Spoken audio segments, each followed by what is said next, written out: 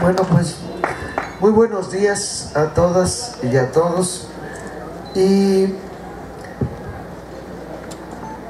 para comenzar, en esta asamblea practicamos el ejercicio que queremos que se desarrolle por toda la nación. Queremos, no me cansaré de decirlo, queremos conjuntar las voces de muchas personas. Esto es lo que yo trato de comunicar en este ejercicio de diálogo que tendremos esta mañana. Es un ejercicio de diálogo que se debe extender por todos los espacios, porque el proceso de una constituyente ciudadana busca generar, como ya lo he dicho en otras ocasiones, en nuestro país al sujeto comunitario que con una articulación social compacta estamos pensando en el sujeto comunitario que somos todos los mexicanos, de tal manera articulados que tengamos libertad para poder ser representados debidamente en lo que es el necesario organismo político que debe regir a cualquier país.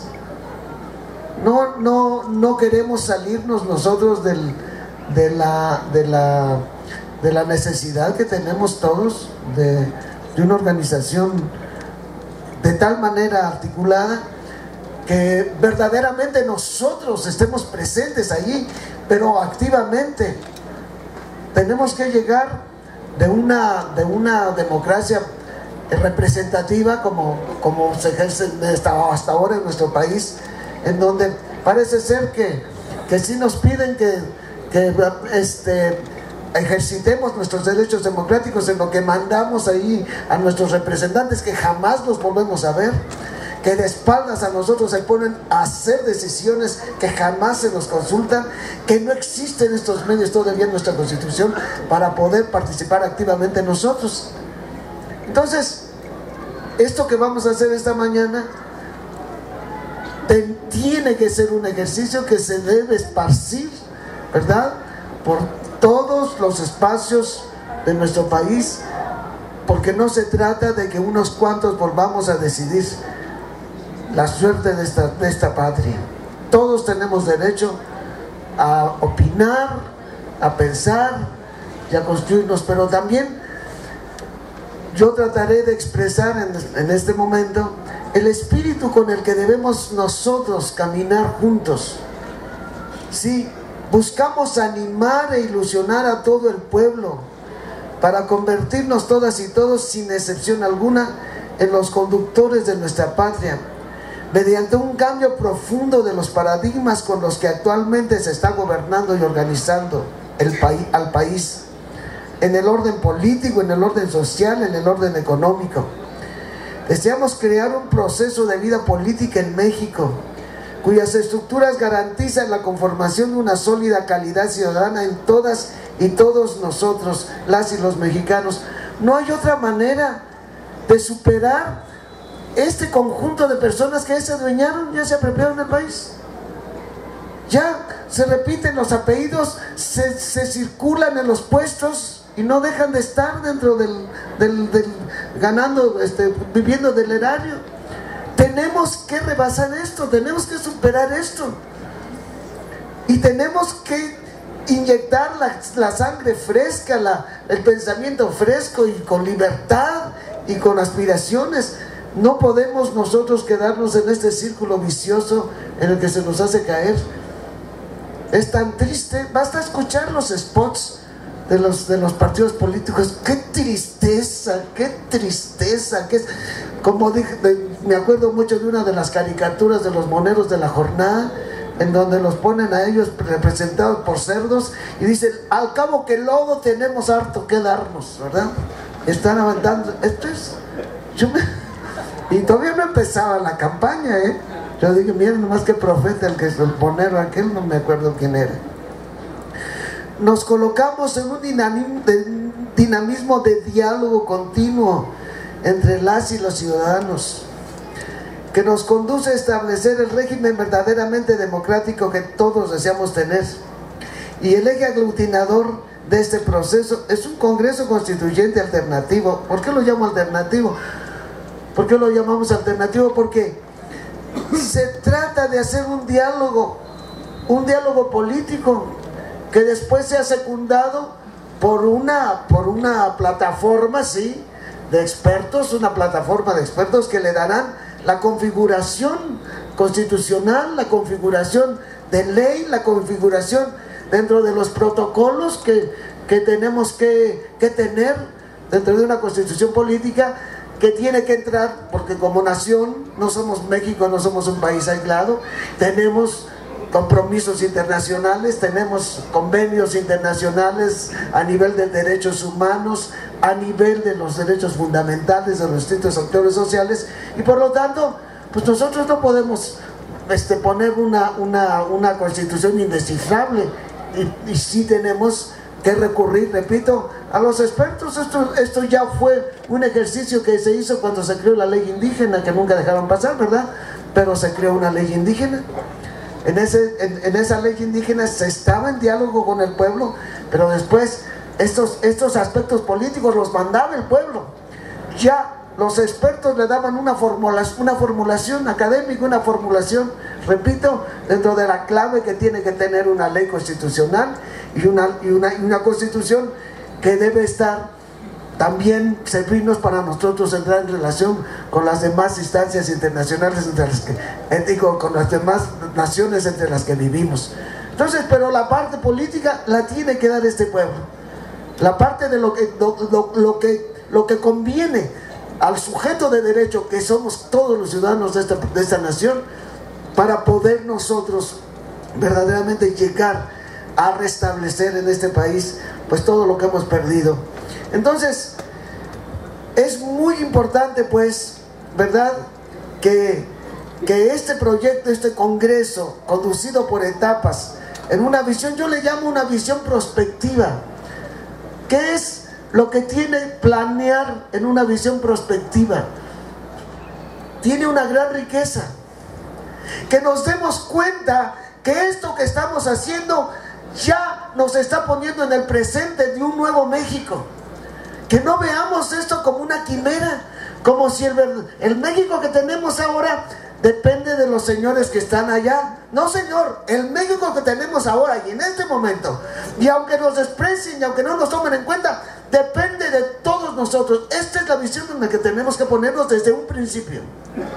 Desde un principio tenemos que saber que el México que queremos lo estamos ya construyendo en el momento en que estemos pensando, en el momento en que estemos dialogando. Esto lo tenemos que saber. Como si en este momento, pues el México que es, vamos a ver si se los arrebatamos. ¿A quién va a salir así? Entonces, pensar en modo prospectivo es ponerse ya en el presente. Nos estamos acercando al futuro que queremos nosotros ya realizado, pero ya estamos en el presente de la construcción de este México y que depende de nosotros. En el momento en que estemos pensando, hablando, dialogando, somos constructores de este nuevo país, punto, y se acabó, y nadie nos puede quitar este derecho. Pero por eso también decía yo, tenemos que pensar en grande. Enseguida lo diré. Tenemos que pensar como nación. Y tenemos que pensar siempre, tenemos que tener claro que a este diálogo tenemos que invitar, tenemos que animar a todos aquellos que están habitando en este momento en este país. Porque si nosotros, un grupo muy especial, y que vamos a acabar igual, nos vamos a empoderar nosotros, y lo único que vamos a tener es la misma puerca nomás revolcada. Entonces, es muy importante que pensemos que en este ejercicio que vamos a realizar nosotros, incluso esta mañana, tenemos que incluir a muchas más personas, pero para eso nos tenemos que colocar también en una situación diferente. Entonces, uno de nuestros paradigmas tiene que ser: ya estamos construyendo nuestra nación, ya la estamos liberando, punto. ¿Por qué? Porque somos los ciudadanos que vivimos aquí. Somos los ciudadanos que tenemos derecho a lo que está debajo de esta tierra, lo que está encima de esta tierra, y el aire que respiramos y el agua que tenemos y todo, y la libertad que ya tenemos como personas sujetos de derecho.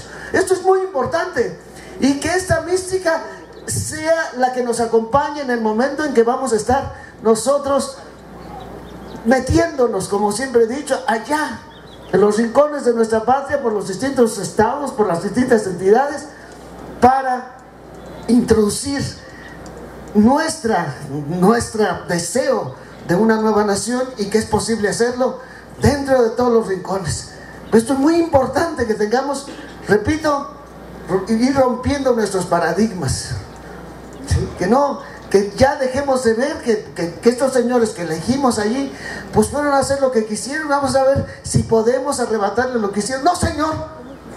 Lo que hicieron estos señores fue violar nuestros derechos, fue violar nuestra Carta Magna, fue hacer. Y eso nosotros sabemos que tenemos derecho a construirlo como nosotros sabemos que debe ser construido. Esto lo tenemos que saber. Pero ya estamos construyendo eso. No estamos a ver si logramos. No, no, señor. Ya estamos haciéndolo, pero por eso es muy urgente que incluyamos a todos los ciudadanos que están en este país. No somos los únicos ciudadanos, no somos los que vamos a recuperar esto. Tampoco se trata, por eso digo, de crear unas cuantas superlideresas y algunos superlíderes. No, sino que íntegramente toda la ciudadanía participe en la construcción de nuestra patria, sabiendo lo que quieren para sí, para toda la sociedad.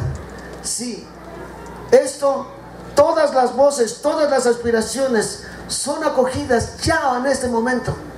Y en el momento que plasmemos lo que debe ser nuestro texto constitucional, para eso tenemos que hacer unas etapas, por supuesto.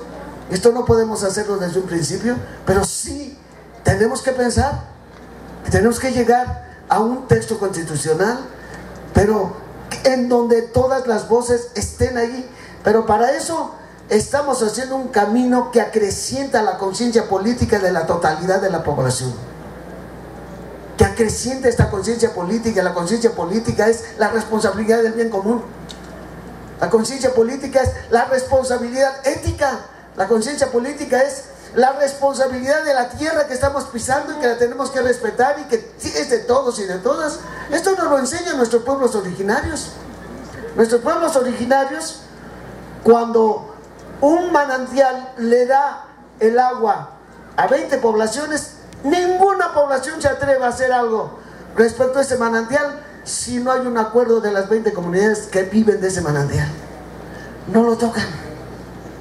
Esto es muy importante. Entonces, que pensemos que nosotros tampoco vamos a inventar nada. Ya hay mucha riqueza, ya nuestro pueblo está caminando en orden a su liberación. Y está caminando no en su liberación por una vía pacífica, por una vía de reivindicar sus derechos. Nuestro pueblo no vamos a ir a un pueblo medio dormido, porque muchos dicen, ay, es que es tan apático. No, señor, hay mucho movimiento ya hacia el bien. Nosotros esto lo vimos. Hay una experiencia que previa a esta búsqueda de recuperar nuestra nación, que fue el capítulo México, Tribunal Permanente de los Pueblos.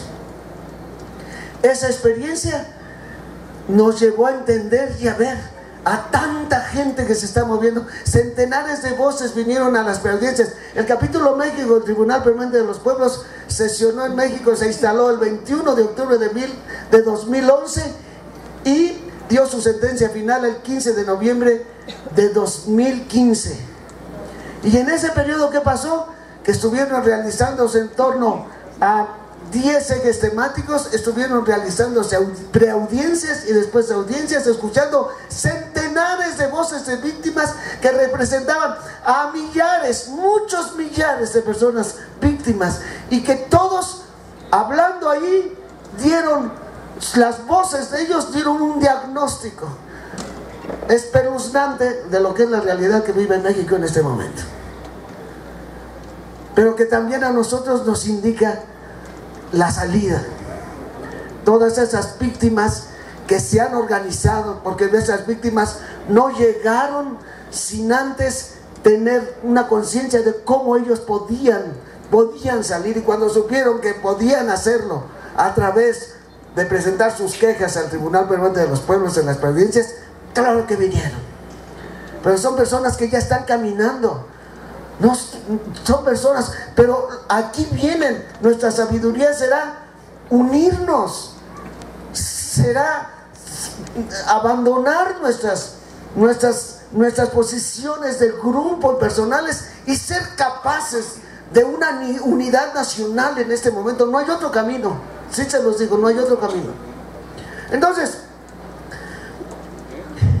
para conjuntar a toda la ciudadanía en este proyecto, quienes en este momento estamos trabajando desde diversas trincheras, a través de colectivos que buscan objetivos específicos en las diversas áreas de la vida del país, tenemos que cambiar nuestros paradigmas en estos momentos, pues se trata de integrar a toda la ciudadanía en el proyecto de la refundación de México, y no lo vamos a lograr si no caminamos en conjunto. Por eso hablo de transformar nuestros paradigmas habituales de acción. Por ahora, en nuestra búsqueda, tiene que estar toda la nación mexicana con la totalidad de sus ciudadanos, si queremos liberar a nuestra patria de las manos de quienes se han adueñado de ella. Debemos hacer un esfuerzo por hacer a un lado, ¿verdad? Por actuar, una al lado de otra, uno al lado de otro, una al lado de otro y uno al lado de la otra. Es decir, no podemos poner límites. Sí,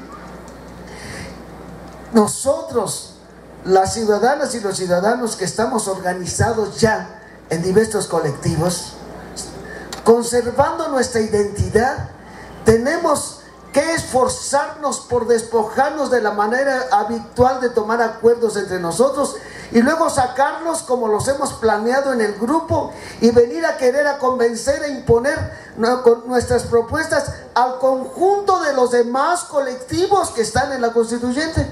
En esta constituyente no estamos un conglomerado de colectivos, si no, no vamos a hacer nada, porque vamos a estar tratando de imponernos unos a otros. No, y vamos a quedarnos los que ya estamos organizados en colectivos, y no nos va a interesar la gran mayoría de los mexicanos que no tienen una organización. La manera sana y obvia de conjuntarnos será esa, de que cada grupo no trae ya su propuesta y viene aquí y nos ve a los mexicanos solo como un conjunto de colectivos. Eso es pobrísimo. Tenemos que pensar finalmente como ciudadanos. Sí, nadie va a perder su identidad. Yo no pierdo mi identidad de fraile dominico y de obispo, no la pierdo, pero sé que para salir adelante en nuestro propósito, aquí dependemos todos de todos. Yo por ahí, en alguno de los estados a donde ya estuve presente, hablaba de que, curiosísimamente, nada más que yo acababa de llegar a Coahuila y de minas del carbón no tenía ni idea, pero yo fui hasta el fondo de la mina Pasta de Conchos, pero como no tenía idea, pues aquello no lo vi con una visión crítica, no tenía idea de lo que era una mina. Ahorita no me dejarían entrar ni a nada más, ¿verdad? Pero yo fui. Pero ¿qué es lo que me llamó la atención? De que cuando estábamos allá abajo, el señor que guiaba, yo iba con un grupo de sacerdotes, y el señor, que era un ingeniero de la mina, me dijo: señor obispo, aquí abajo, la vida de todos los que estamos aquí vale lo mismo. Cualquier cosa, cualquier error que cometa cualquiera de nosotros, descabeza a todos los que estamos aquí. Entonces todos tenemos que responder de todos, porque aquí nos morimos todos. Usted será el obispo de sus padres, pero con todos sus padres se muere. Yo seré el ingeniero de estos obreros mineros, pero con todos los obreros me muero. Aquí todos, aquí entendemos que todos tenemos el mismo valor. Entonces, yo les decía, en este momento México está en una situación de emergencia, está en una situación de que todos dependemos de todos. Para poder sacar este país, en este momento todos dependemos de todos. Por eso, si alguien quiere conservar su identidad de grupo y venir como un grupo, y que no, señor, somos en este momento, estamos necesitados de unirnos en un proyecto que tiene que ser el proyecto al que se van a sumar, claro, en las distintas búsquedas que tenemos. Si yo trabajo allá en el norte con la cuestión migratoria, pues allí cuando entre la cuestión migratoria, mi aportación y con la gente que trabaja conmigo va a ser buenísima en orden a una constitución, por supuesto, de unas leyes que protejan a cualquier ciudadano, sea del color que sea y de donde venga, que México se comprometa a respetar los derechos humanos y los tratados internacionales. Y cualquier mexicano que esté en mi patria lo tengo que tratar como persona y con dignidad y con todo y tengo que buscar la manera en que no lo despedacen como lo están despedazando ahorita. Y yo lo voy a hablar en el momento en que se tenga que escribir algo del cuidado de los migrantes. Lo voy a hablar, pero allí en ese momento me lo van a pedir y en ese momento yo voy a funcionar. Cuando me pregunten de las minas del carbón, por supuesto que voy a decir que se prohíban los pocitos. Por supuesto que sí. Y que se aumenten porque lo que dicen con toda frescura, ay, es que no hay suficientes inspectores, fíjese, por eso pasa lo que pasa. Pues aumenten los inspectores. ¿Y qué tienen que hacer para que aumenten los inspectores? Pues distribuya mejor el salario. Y no se quiera llevar usted como secretario del Trabajo la millonada y luego no alcanzó para los inspectores de los mineros. Entonces yo voy a hablar así. Pero mientras estamos buscando juntos todos este nuevo país que necesitamos unirnos y necesitamos, en el momento en que nuestra identidad sirva a este proyecto, que es tener la libertad de hacer una nueva constitución y luego la libertad de elegir al Congreso que tiene que ir, porque también tenemos que pensar en eso, porque si no pasa lo que la ley indígena, tuvieron la ley indígena y el primero que se puso a tijerearla fue el Ejecutivo, y el siguiente que no aceptó nada fue el Legislativo. Tenemos que ver cómo controlamos todo eso, también tenemos que verlo. Pero por ahora es muy importante que nosotros entendamos que tenemos que estar juntos, y sobre todo para integrar a ese pueblo, para integrar a esos hermanos que están por allí regados en la montaña, regados allá por los valles, allá los que están en los barrios que nadie los atiende. En orden a estas personas, porque si vamos a ir todos, cada quien agarradito, ya, ay, pues qué pena, pues elige tu colectivo, ¿verdad? A ver, ¿sabes leer? ¿Es especialista en esto? Pues puedes entrar acá. Señores, estas personas tienen derecho, tienen una ciudadanía, y si no tienen una especialidad es porque esta nación se nos ha impedido. Entonces tenemos que entender eso. Es entender eso. Es como el que se casa y entre los esposos, y de aquí ya no entra más nadie. Oye, te casaste y van a entrar unos hijos, van a tener que cambiar sus hábitos cuando vengan los hijos. O que le diga él a ella o yo, aquí mis amigos van a poder venir y hasta las 6 de la mañana yo estoy tomando. Oye, el día que venga el hijo no vas a entrar hasta las 6 de la mañana. Pues no planees, nomás para ti. Pues así nos podemos quedar planeando para nosotros. Hay muchas voces y muchos, por eso exige que nosotros nos hagamos uno y perdamos nuestro interés de que yo voy a ir allá. No, momento. Hay muchos que van a venir con muchas voces y tenemos desde un principio que estar abiertos, en primer lugar, a hacer un ejercicio entre nosotros, aceptar las voces que vienen y no querer ya venir, órale, órale. No vamos a hacer nada, vamos a acabar peleados antes de llegar a nada. Entonces es muy importante. Entonces, ahora no pensamos como grupo, cada quien para su colectivo. Ahora pensamos en todas las personas que forman esta nación y que la gran mayoría de ellos ni están organizados. Queremos encontrar juntas y juntos el camino para articular nuestras instituciones, de manera que a México regrese la justicia, regrese la paz, regrese el progreso y la libertad para quienes vivimos aquí. Esto nos interesa a todos. Y tenemos que venir yo no digo que nos vamos a quitar todo, nuestros valores son muy importantes, nuestra capacidad de diálogo es muy importante, nuestro interés por aquellos que más padecen es muy importante. Es necesario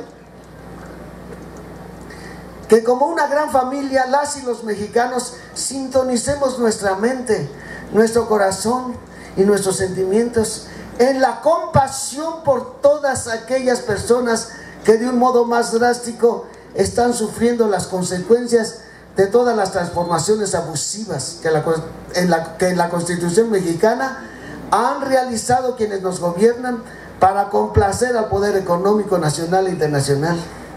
Y hablo de compasión con quienes sufren las consecuencias de la forma en que se está gobernando este país, no porque debamos sentir lástima de ellos y de ellas, que son los más empobrecidos de México, sino de padecer con ellos y ellas, sentir desde nuestras entrañas todas las vejaciones de que son objeto al menos un 60%, me quedo cortísimo, de los habitantes de este país que viven en pobreza. Son mucho más. Yo estuve allá en Saltillo, estoy hablando 2004, más o menos. Allá en Saltillo estuve en un simposio sobre desarrollo. Y allí fue Julio Volpini, uno de los ponentes. Y Julio dijo, bueno, era el tiempo, todavía estaba el señor Fox, el presidente. Dice, bueno, el señor Fox puso como parámetro de la pobreza, como indicador de la pobreza, una persona que no vive en pobreza, porque come y bebe. Dice, pues les puso la misma categoría que a los perros y a los gatos, a las personas humanas, el Señor, porque también un perro puede vivir nada más comiendo y bebiendo, pero los seres humanos no viven nada más de comer y beber. Los seres humanos viven en un hogar, los seres humanos tienen unos servicios, los seres humanos tienen un cuidado de salud, y por lo tanto, este 54% que el señor presidente dijo que había de pobres en México, con este parámetro porque ya comen, ya beben, por lo tanto ya no necesitan más, dice, queda muy abajo. Y él hablaba ya en el 2004 del 75% de los mexicanos, según sus cálculos, que estaban en pobreza. Estamos hablando de 2004, y miren todo lo que ha pasado de 2004 para acá. De 2004 para acá han pasado muchas cosas. Entonces, por eso dije, me quedo cortísimo. Yo puse 60% porque más o menos por ahí las últimas cifras oficiales que yo escuché andaban otra vez todavía ahí cifrando entre el 60 y el 50. Entonces, sí, es muy importante pues que nosotros nos mueva la compasión, no nos mueva el liderazgo, no nos mueva el venir aquí a confrontarnos, no tiene caso. Esto es lo que nos ha de mover. Si nos interesa que se incorpore todo mundo a este proyecto, tenemos que abrirnos a las y los demás, escucharnos, conjuntar nuestras propuestas, crear los espacios necesarios para que nadie se sienta ajeno en nuestro caminar hacia la construcción de la patria que es de todos, en la que cabemos todas y todos. Nuestro ánimo debe llevarnos a un aprecio grande por quienes vivimos en este país, a generar lazos de confianza, a valorarnos de tal manera que las opiniones de todas y todos sean conjuntadas a tal punto que al término de nuestro propósito, en cuanto a lo que queremos hacer de este país, experimentemos que lo hemos logrado entre todas y todos, y que por lo tanto las leyes que nos rijan y las estrategias políticas que nos lleven a alcanzar las metas que nos proponemos se deben diseñar pensando absolutamente en todos, pues no existe persona en este país que no sea importante, cuya opinión no deba ser escuchada y cuyas necesidades no deban ser atendidas. Así tenemos que pensar. Si no, vamos a acabar otra vez así como están pensando los neoliberales, Pues aquí como no acabemos estos, los demás se eliminan, ¿eh? Estamos hablando de eliminación, ¿eh? Aquí ya las políticas públicas se sabe a los que van a comer, los que no van a comer. Yo tengo gente trabajando, gracias a Dios, dentro del penal, de los penales de Saltillo. Y también tenemos mucha relación con los familiares de los muchachos que están en los penales. Y sabíamos de que ahí la comida se servía para las 2/3 partes. Ya desde antemano se sabía que la tercera parte se iba a quedar sin comer.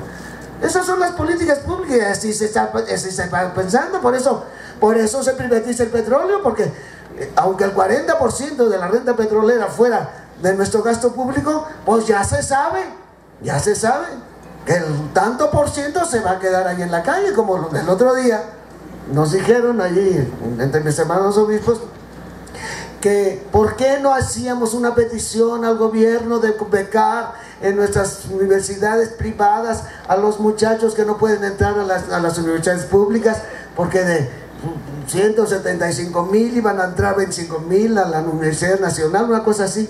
Yo dije, ay, mi amigo, pues que no sabes que eso es ya planeado, que tú que si no los dejan entrar allí no los van a becar para que entren acá. Pues eso está previsto. Estamos soy malo. Entonces, no, por amor de Dios, esto es algo, queridos hermanos, y nosotros no podemos planear así el país. Pues ni modo, mijito, estás allá tan lejos, pues ni modo, para el desierto de Coahuila no alcanzo a llegar. Es absurdo que nosotros tomáramos este papel. Y por eso, si así empezamos, tú cabes aquí, yo no quepo aquí, tú sí cabes, yo no quepo, ya planeando aquí, pues dime qué planeación de país va a salir de aquí. Pues no, nos conjuntamos los ciudadanos aquí. Yo ya en otras partes he sacado el ejemplo que dio, que de un es que todavía me da risa porque yo me quedé cuando lo dijo. Estábamos un montón de seglares, de personas laicas, de sociedad civil, porque estábamos planeando mejor nuestra pastoral social allí en la diócesis, esto de hace unos 6 años. Pero estaba el vicario, estaba el obispo, estaba el vicario general, que es un sacerdote, es el segundo en la diócesis después del obispo. Estaba el vicario pastoral, que también tiene una gran influencia en toda la diócesis. El vicario, el responsable de la sección de los migrantes, el responsable de otra sección de pastoral penitenciaria.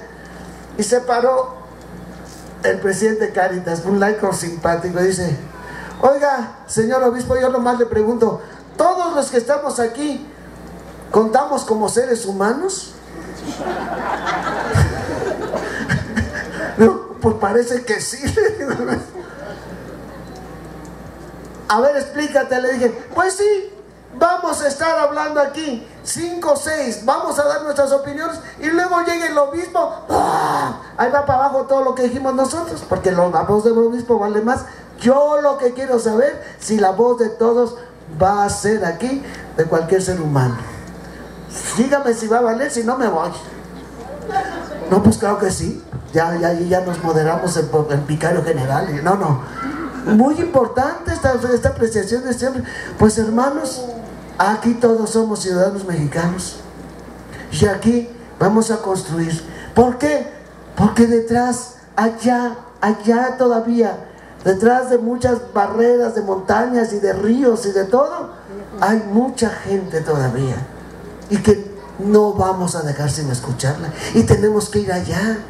Y por eso nuestro quehacer va a ser de formar cuadros. Dice: es del todo necesario que nos despojemos de toda mentalidad de imposición y de dominio, que cuando unos con otros y unas con otras nos relacionemos, ¿sí?, sin distinción de niveles sociales y preparación académica, de credo religioso, de raza o opción política. Consideremos la importancia que cada quien tiene en la construcción de México. No hay lugar para sectarismos y protagonismos en este proyecto que es de todas y todos, unidas y unidos por los valores más nobles, en donde la discriminación y todo lo que signifique desigualdad social, control y dominio sobre las y los demás no se incruste en el corazón de alguna o de alguno de nosotros y de nosotras y nosotros, y no sea aceptado por nadie. Esto es muy importante, que entendamos que en este momento, por eso es muy bueno, ¿sí? Es muy bueno que nosotros nos veamos en un estado de emergencia. Ese momento, lo que yo les presentaba de la mina pasta de conchos, que estábamos todos allá abajo. No, hermanos, si vamos a cometer el error de dividirnos y de querer agandallar aquí entre nosotros, es un error. Lo mismo me pasó cuando subí. Yo estuve viviendo cerca del Popocatépetl y el Iztaccíhuatl, y subí varias veces allá. Y también teníamos que ir juntos, y nadie podía decir, bueno, yo llego primero. Nadie podía decir, ahí te quedas, nosotros vamos. A nadie podíamos arriesgar. Todos íbamos juntos, y cualquier contingencia todos respondíamos por todos, así fuera una sola persona. Entonces es muy importante. Existen en México millones de personas a quienes en su vida se les ha preguntado su opinión para decidir lo que debe ser nuestra organización social, política, sociopolítica y socioeconómica como nación. Ante el desastre nacional que han creado las personas que han venido tomando decisiones a favor de unos cuantos, escuchando a las élites que no representan verdaderamente el interés de la ciudadanía, ha llegado el momento de irnos a darle la voz y a escuchar a quienes viven en los ejidos, en los barrios, en las cañadas, en los valles, etc. Tenemos que escuchar en sus propios espacios a quienes hasta ahora han significado nada y son nadie, para quienes se han propuesto que lo que nos pertenece a todas y a todos, a saber, la dignidad y la libertad, el progreso y el acceso a la vida plena, solamente es derecho de unos cuantos, que son los que más poseen, y lo tienen porque a base de injusticias y protección proveniente de los círculos oficiales lo han arrebatado a los más pobres. Sí, tenemos que pensar así. Tenemos por los más pequeños. Otro ejemplo.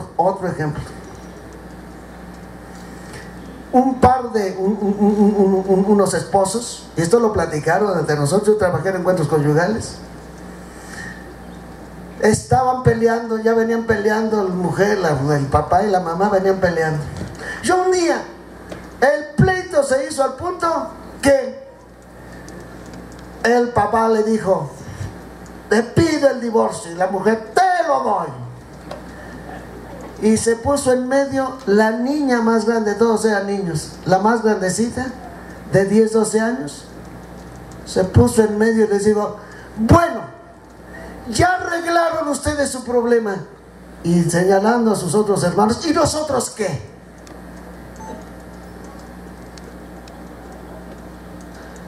No se divorciaron. Entonces, fíjate que nosotros, si nosotros no somos capaces de ponernos de acuerdo, oye, pues por lo menos vamos a ver a los, por eso insisto, que veamos a los más pequeños, que veamos a los que realmente están muriendo, porque están muriendo de hambre.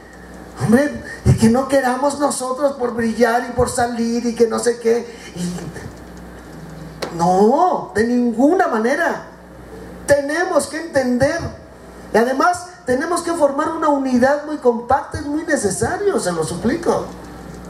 Compacta no quiere decir que no sea plural. Compacta no es decir que todos, ahora sí, entonces aquí sí, Pío, usted señor obispo ya dijo, y todos, no, de ninguna manera. Nuestra voz, tenemos que escuchar todavía muchas más voces, y por eso es necesario que nosotros mantengamos esta unidad. Es importante recorrer juntas y juntos un camino, asumiendo una metodología pedagógica que permita a todos y a todas hacerse de la información que haga comprender el porqué de la situación que estamos viviendo, que se conozca el desvío de poder del que se han servido nuestros gobernantes para poner nuestras vidas, nuestros recursos y la patria toda en manos de las grandes empresas multinacionales y las potencias económicas y políticas del mundo, que reciben por medio de esas empresas los salarios que no se pagan en México y los impuestos que no se dejan a la nación, porque nuestro gobierno ha vendido al gran capital, al imperio del dinero, al gran capital nacional e internacional, nuestras vidas y nuestro ser. Entonces, esto es lo que queremos hacer en el ejercicio del diálogo: ponernos todos en la misma posición, en el mismo nivel de búsqueda, de salida, juntos y juntas, y con toda la gente que tenemos que incorporar. Todavía mucha gente nos falta, y cierto, mucha gente que ya está incorporada no está aquí, pero esas personas de los distintos comités que han quedado en los estados están con ese compromiso. Entonces, el ejercicio que haremos esta mañana es un paso muy importante para concientizarnos cada vez más de la necesidad que tenemos de dialogar toda la nación en búsqueda de lo que tenemos que lograr. Los primeros diálogos nos tienen que llevar, y también tenemos ya que ir pensando la pedagogía que seguiremos, primero para generar la conciencia de que es posible salir de esto, porque es posible, porque conocemos las causas. Al menos quienes conocemos la sentencia final y el diagnóstico que acompañó esa sentencia del Tribunal Permanente de los Pueblos. ¿Quién dio esa sentencia final? Esa sentencia final salió de las relatorías de las audiencias temáticas, que eran las audiencias de todos los ejes temáticos, que fueron 10. ¿Cuáles eran los ejes temáticos? En este momento me temo que no diré los 10 a lo mejor exactamente, pero estaba violencia de género y feminicidios, estuvo el tema de la represión social a los luchadores sociales y a los defensores de derechos humanos, estuvo el tema de la guerra sucia, estuvo el tema de la defensa del maíz y la soberanía alimentaria, estuvo el eje temático de la migración, el eje temático de la defensa a los comunicadores y la desinformación, el eje temático de los educadores, el eje temático de la destrucción de la juventud y las generaciones futuras. En fin, de todos estos ejes hubo audiencias temáticas primero y luego una audiencia temática al final, en donde hubo solamente dictaminadores, y esos dictaminadores generaron una relatoría sobre la devastación ambiental, otro tema muy importante, sobre todo cada una de las temáticas, que eso fue lo que se presentó. Todos los ejes temáticos se presentaron las relatorías ante el jurado final, que ya fue jurado. Era un jurado internacional formado por 13 jueces a nivel internacional, y después para apoyar las denuncias que se hacían, y sobre todo esta desviación del poder de parte del gobierno y de quienes manejan nuestra economía y de quienes manejan los medios de comunicación, se presentaron 5 fiscales que ante el Tribunal Permanente argumentaron y dieron todos los alegatos que los llevaban a hacer esta denuncia de desvío de poder en México. Entonces, en contra siempre de la población. Entonces, es muy importante que sepamos esto. Hay una base al menos que engloba al país y que no es la única. Estarán la voz de todos, de allí sí, en la aportación que cada uno de los colectivos da a las realidades que estamos viviendo. Pero repito, es un intercambio, es un diálogo, es un ejercicio para encontrarnos y para, como nación y como una única comunidad nacional, enfrentar una situación que es muy delicada, que es muy abusiva. ¿Por qué es delicada? En primer lugar, porque no solamente son las personas que vemos los rostros de los mexicanos que están cometiendo eso, sino detrás está todo el mercado internacional y todo el abuso que se va perpetrando, no solamente en México, sino de nación en nación, de lo que está pasando en este momento. No somos una excepción, pero sí podemos ser un ejemplo de rescate, un ejemplo de refundación de una nación para las demás naciones que están padeciendo las mismas cosas. Esto también nos debe animar. Bueno, pues esto es lo que yo podía decir, y bienvenidos y muchas gracias de veras. Y yo tiemblo y tremo cada vez que estoy frente a ustedes, porque no porque me sienta solo, sino porque digo, es que esto es una esperanza para muchísima gente, ¿eh? Se los digo de corazón, mucha gente, y que el Señor nos conserve con ánimo, con esperanza y con una grande sabiduría, y lo está haciendo. O sea, el Señor quiere el bien y acompaña todas las obras buenas. Esto es mi fe personal, si no, no estaría aquí. Muchas gracias.